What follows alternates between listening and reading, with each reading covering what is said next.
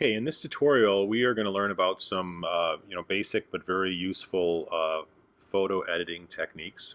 And for this, we need a few photos that we're going to just enhance or make a few corrections to. The first one, they're all in the sandbox, and they're listed here.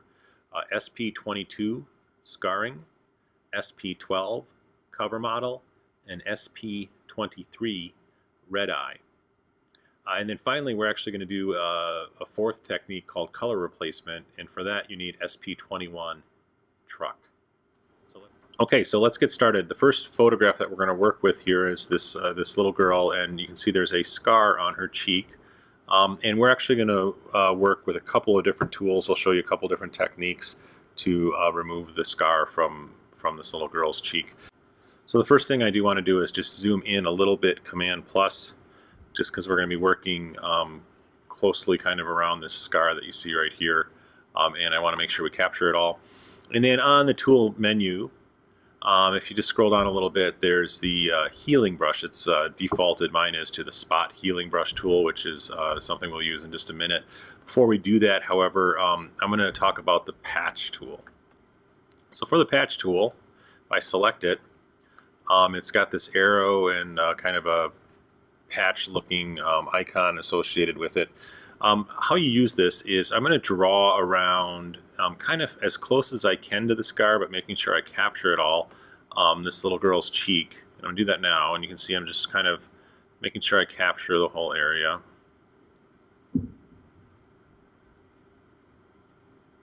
And then close the loop. So now I've got marching ants. It looks like I have it fairly well selected. If you look up here now, I've got options, and the two that I'm most interested in actually is source and destination. If I have destination selected, if I click and drag this, it's actually going to make a copy of the scar, so then there would be two scars. We obviously don't want that. That's not the goal, obviously, but that's exactly what it would do. I'm just going to back up here. And by the way, one thing I don't believe I've taught you previously is the history panel. Over here, on the very top choice on this menu is history, and you can see it. You can just back up everything that you've done, going all the way back to the original scar if you want. But I'm going to go to my selection. All you do is it's just literally a history of everything that you've done. It's very handy. I will be using that quite a bit in this tutorial. So that's destination. That's not what we want. We actually want source. And source is going to look at the area around the scar and say, okay, I think what you want us to do is take the selection, erase it, and replace it with the regular skin. So what I did there was, and I'll just go backwards one more time here, back to my patch tool. I had source, and all I did is just click and drag away, and it takes this area and it picks up wherever you drag it to. So I dragged it to an area next to it, and now it just picked this up on her cheek. If we look at this now, Command D deselect, looks pretty good, right? We can go and do some additional work on it, but that's pretty effective. Another tool you can use in this particular case, if I go back in my history now to the original picture, is the actual spot healing brush. And I'm not sure what the right size is. It's actually probably pretty good at, looks like it's at 19. And I'll leave this setting. I think it'll be okay. The spot healing brush is almost like a clone stamp, only you don't have to pick it up and stamp it. But you can see it just kind of blends surrounding areas. And if I'm just kind of clicking and dragging a little bit on this, it's actually doing a pretty good job of removing the scar as well. So that's another technique. The two techniques, obviously, the spot healing brush and the patch tool for removing the scar on that little girl. Okay, so let's move on to the next technique, and that is we're going to work with this cover model here. And it's a great looking picture. It's a cover model on a runway. And we're just going to make a couple of small adjustments. A couple things about this. This jacket, the way it kind of puffs out here gives the illusion that her neck is really large and not proportional. So we're going to fix that by just kind of pressing in a little bit and making the curve more natural.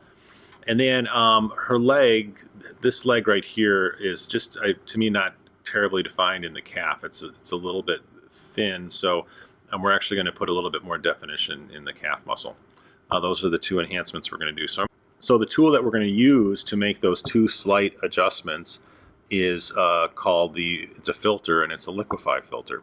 So I'm going to go ahead and go to, we've used filters before, filters, and I've got an option right here in the menus for Liquify. That's going to bring up the filter dialog, right? And the first thing I want to do actually is zoom this up a little bit. So you're going to be doing some detailed work, so you want to zoom in. Down in the corner here, if everyone can see that, it's at 100%. I'm going to zoom it up to 200%. So now I'm kind of working pretty closely. And you can see that my brush is really large right now, and I don't think that's going to work out very well because we're going to do a little bit more detailed work than that. So I'm going to change the brush size down a little bit. I'm going to turn it down to 80 and see how that works. And then kind of where I click and drag, you will see the picture just sort of liquefy or just kind of change a little bit. So like if I do, let's start with the neck.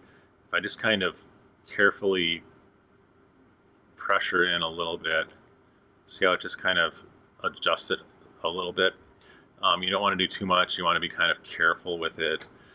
But you can see I just sort of thinned out the line, and it looks, you know, when it's zoomed up, it doesn't look awesome, but when we back out on it, it's going to look pretty good. And then the same thing with putting a little definition on this leg for the calf muscles. If I just push out a little bit, not too much, but just a little bit, give it a little more definition on the calf muscle, and let's see how that looks when I zoom back to 100%. There you go. So now it's a little bit more defined here. This is looks a little bit more natural in terms of following her neckline. So that's the Liquify tool. I can go ahead and say OK, and now those changes are made permanently on the photo. Pretty neat, right? The next enhancement I'm going to show you, or correction, is for red eye. So prepare yourself. This is a little bit of a scary picture. Whoa. There it is. So obviously really severe red eye. There must have been a flash on the camera. And actually this is so severe that it's kind of a funny picture, of course, but it doesn't necessarily fix itself 100%. You have to play with it a little bit. So I'm going to go ahead and click on those spot healing tools, and underneath that is the red eye tool. All right, so here's the red eye tool, and just so we can see what's going on here, we're going to be playing with pupil size. It's at 50%, and darken amount is at 50%. I think that's kind of the default. You'll probably keep your last settings if you have used this before.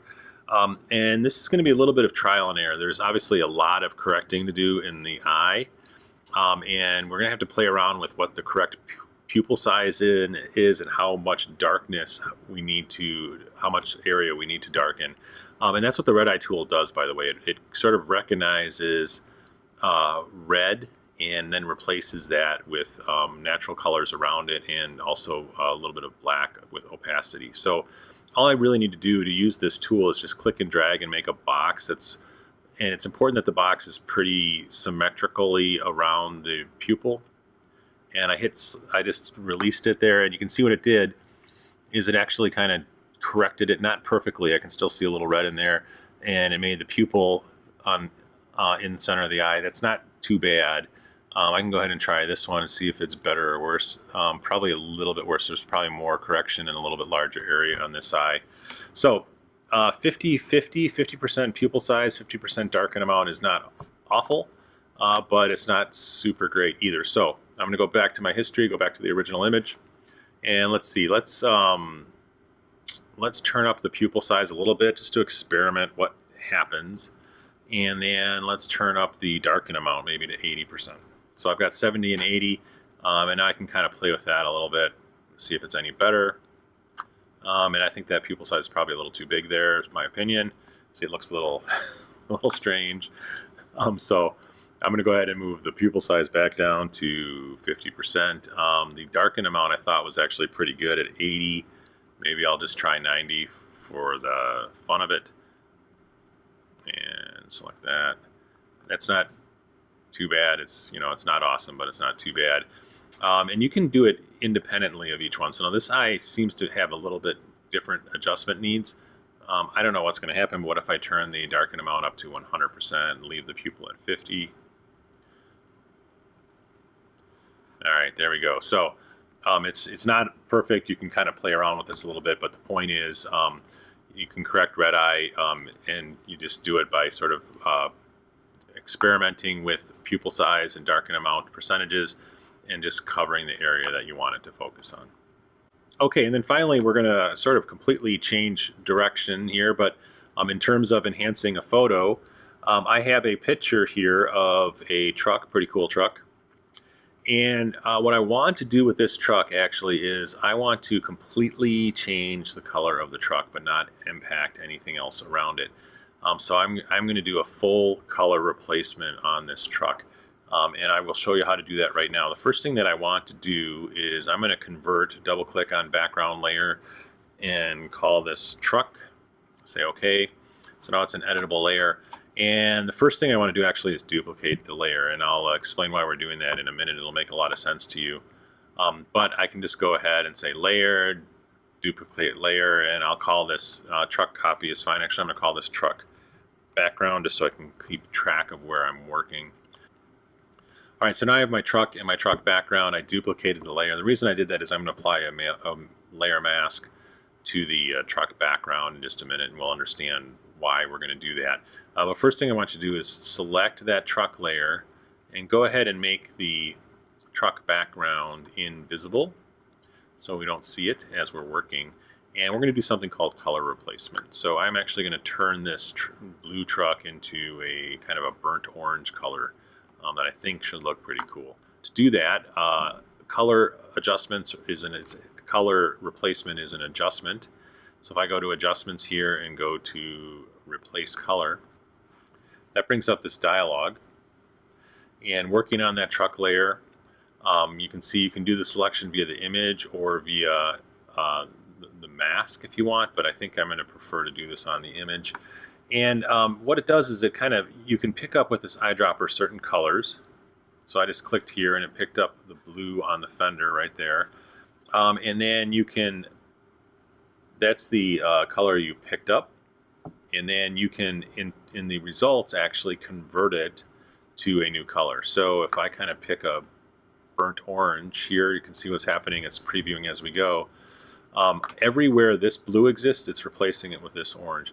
I want actually a darker orange, like a burnt orange color. Let's see here. Let's see if, there we go. Now we're getting somewhere. That's what I'm looking for. That kind of color right there is pretty cool.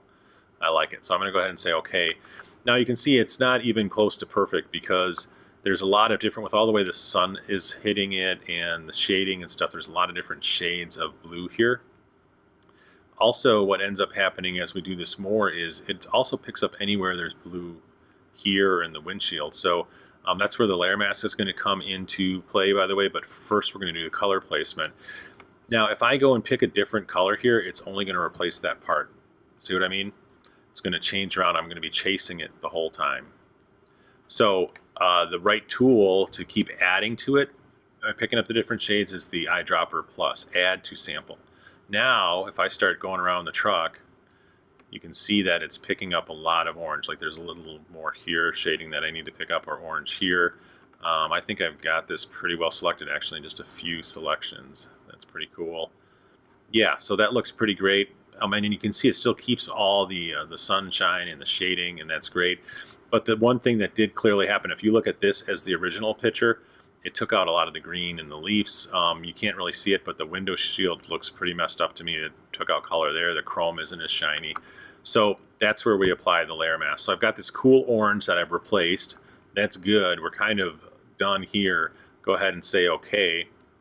Now, if I go back to my original image, you'll see, just keep an eye on the trees and stuff, that like all the coloring is pretty messed up on it, right?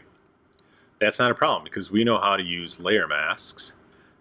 And all we have to do is go ahead and apply a layer mask to the truck background. And to do that, if you recall, layer mask is just down here. Now I have this orange truck underneath, and but the the background is kind of all messed up because it picked up some of the colors. So now all I need to do is shine the orange truck or bring the orange truck through the layer mask onto the photo with all the correct coloring otherwise. So to do that, I'm working on my layer mask, right? And I select a brush tool. The brush tool, just a pretty much normal brush is fine. It can be pretty hard. You can, if you want to soften it just a little bit to give yourself a little tolerance around the edges and stuff, you can do that. But really 100% brush is just fine. I'll mess with, I mean, this size is probably okay to start. I can always bracket up and bracket down, but if I have the layer mask selected, I've got the right brush, everything, my opacity and flow looks good, and just watch the magic happen. See, I'm just bringing that orange through, right? And then I want to keep the chrome from, from the original picture, because you can see it's actually kind of faded out. Can you see that if I bring it in? So I lost some of the shininess of the chrome, so now I'm just going to go ahead and switch to white and bring that back, because I really do want to just keep the original photos chrome. That's great. Switch back to black. All right, so I'm just going to be brushing this around, right? And bring back all this great detail. Okay, so there we go. I've gone just switching back and forth between the black and white brush for add and delete or remove.